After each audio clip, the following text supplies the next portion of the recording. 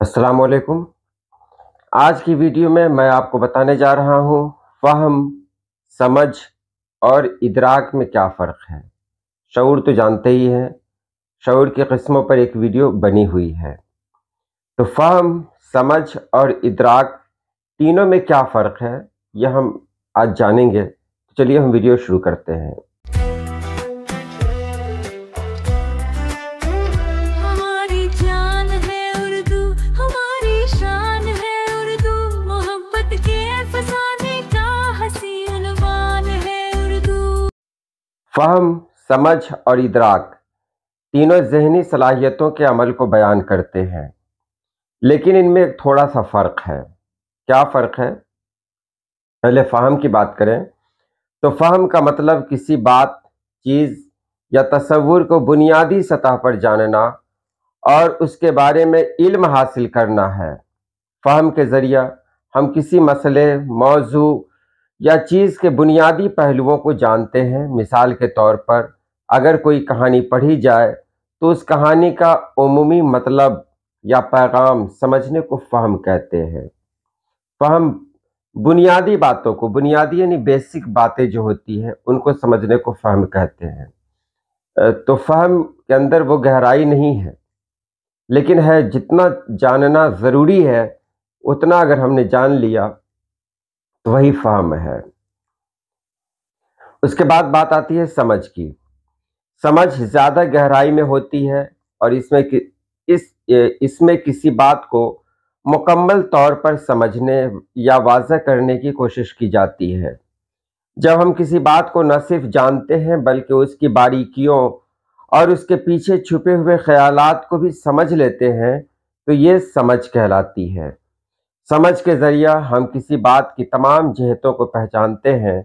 मसलन किसी मशीन का तरीक़ाकार समझना या रियाजी के मसले को मुकम्मल तौर पर हल करना। तो रियाजी के मसले को मुकम्मल तौर पर हल करना ये समझना यानी समझ के दायरे में आता है।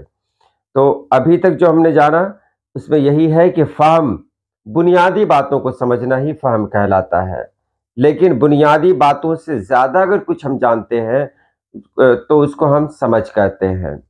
इदराक को देखें। इदराक वो दरक से बना हुआ है, एक गहरी बसीरत और शऊर का नाम है।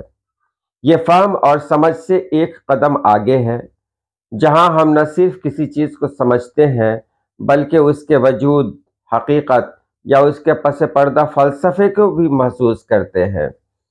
इदराक से मुराद एक ऐसी गहरी आगाही होती है जिसमें किसी बात का सही और मुकम्मल शऊर होता है, जैसे कि ज़िंदगी की आर्ज़ी नौइयत का इदराक या कायनात की वुसअत का इदराक। तो इदराक ये सबसे ख़ास है, सबसे अलग है, सबसे आगे है, यानी फ़हम और समझ से आगे की बात है इदराक।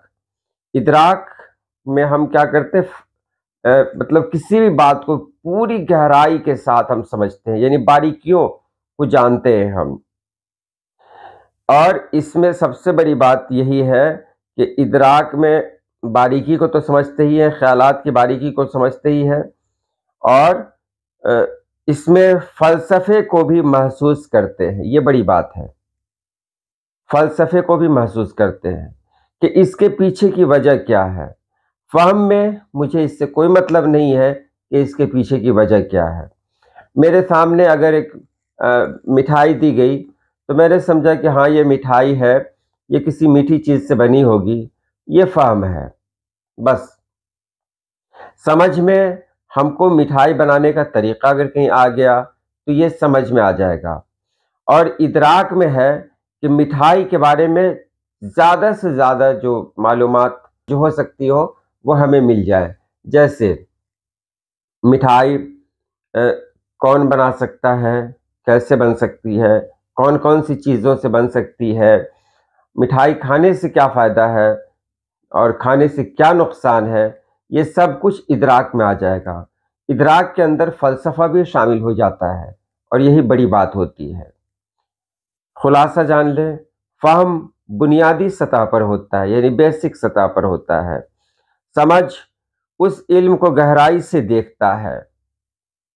جو جو فہم سے ہم کو علم حاصل ہوا اس کو گہرائی سے دیکھتا ہے سمجھ، اور ادراک اس بات کا شعور ہے جو ہمیں کائناتی یا فلسفیانہ پہلوؤں تک پہنچا دیتا ہے۔